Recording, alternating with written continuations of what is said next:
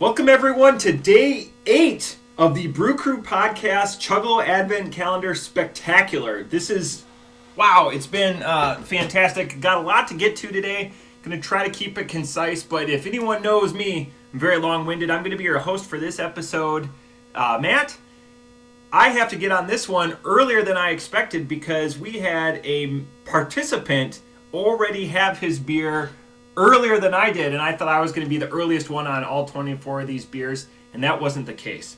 Today we're going to be drinking North High Inherit the Stars Double Hazy IPA. Try to get the glare out of there. Comes in at 8%. I initially was disappointed in going to be having this beer because this would have been a repeat for me, but I was doing a little bit of research. The beer that I had in 2020 was just a single IPA. This is a double. So the single was 7%. This one is 8%. I'm just going to go with the crack right away and show you guys just, again, some of the dents from the cavalcade that happened when it fell out of my fridge. 3, 2, 1. So a lot of funny things to get to today. But I needed a little bit of refreshment first. And off the top, should have started with this. Happy birthday, Chuggalo Mikey. The individual that has been with me for 3 of these couple of videos.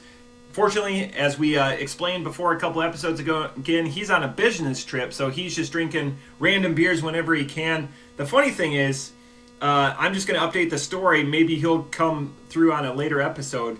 He had to bring a check bag so he could bring some of his beers with. So he paid $30 for a check bag. Goes to crack the first beer to catch up with us on day 6, I believe. And he grabbed the wrong beer. So that's going to be hilarious. So he's drinking out of order now. Everything is crazy. So he paid for a check bag and happened to bring the wrong beer. So again, happy birthday to Chuggalo Mikey. Second fun story for the day. Just about to leave work. Again, coming straight from work. A coworker walked up to me and was like, "Hey, I've been listening to your Advent calendar." Wasn't really aware of the podcast, but have been listening to the Advent calendar. So then we talked a little bit. He actually happens to be, his name is Dave. He just happens to be a fan of Vit beers and lagers and all that, what I would call boring old man stuff. And it really surprised me with Dave. And I told him, and I was like, "Hey, I'm not going to be offensive at all. I pictured you more as a peer with drinking, more of a younger guy or whatever, and not, what I would skew to those older beers." And so he laughed, and we had a little bit of exchange, and we talked about breweries in the area and how, trivia. It was just an awesome exchange, and he's like, "Yeah, send me the link for your podcast," when he's just been watching these little smaller clips. So again, part of the hopes in doing this one was, just to be able to have fun with a couple of dudes and dudettes building an Advent calendar. But number 2 was to get out, the Chuggalo gospel. So again, awesome stuff. So again, back to the beer. So I have a couple of North High stories, and when I say a couple, it was one. Used to have this bowling team, and we would used to throw money aside every week for the eventuality at the end of the bowling season. We would have what we aptly called our BOBO, our bowl out blowout. And the first year we decided that we were going to go to Cincinnati. So we got a VRBO, downtown, right near the bar district.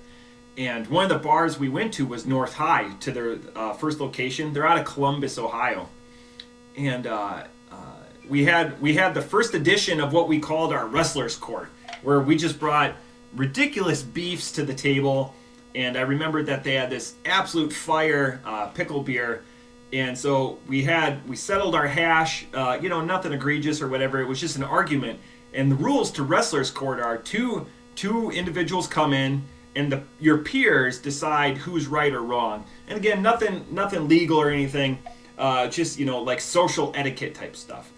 And so that was my that and their pickle beer were my 2 biggest memories of North High. So that was a couple of years ago, but yeah, it was our first Wrestler's Court. We got us all together. Of course, we had a couple of drinks at that time. We were walking everywhere. There's a funnier story afterwards.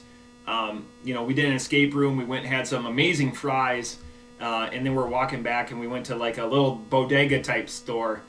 And if JT watches this, he'll be able to laugh. But some of the the altercations between a Ohio State fan and a group of them, and the most skinny, pencil neck, doesn't look like he even knows football, asking him if he's an Ohio State fan, and he just grabs him by the shirt and he goes, "What do I say?"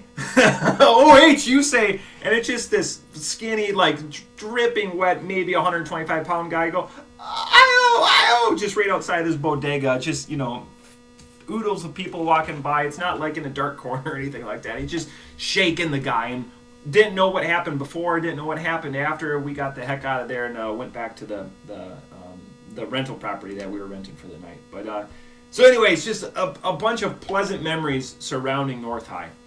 So originally when I had this beer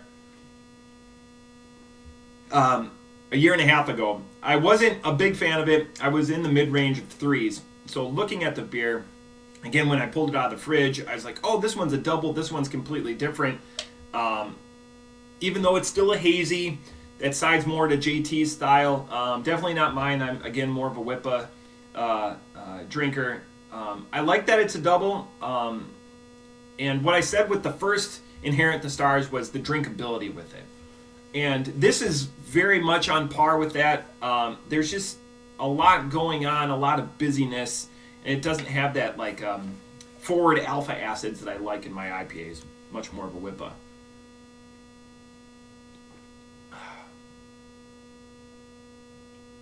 As I ruminate, I know it's tough to do these videos because usually JT or Chuggalo Mike of late will carry the silences.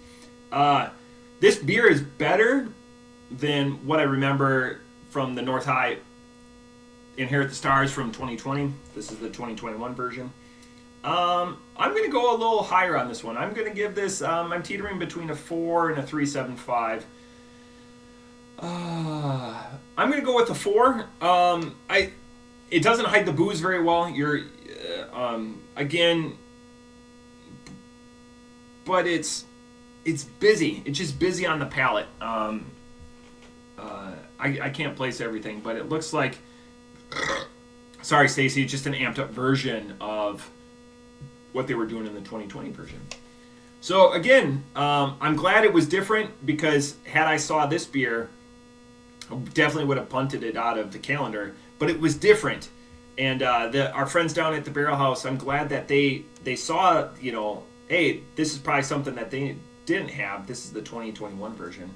So I dig that. I can't wait. I've got my can sheathed, so I can't wait for JT to describe the can art. But as we're going in this, again, we're day 8, so now we're mathematically a third of the way through this. So we got 2/3 of the way to go. The excitement is still building.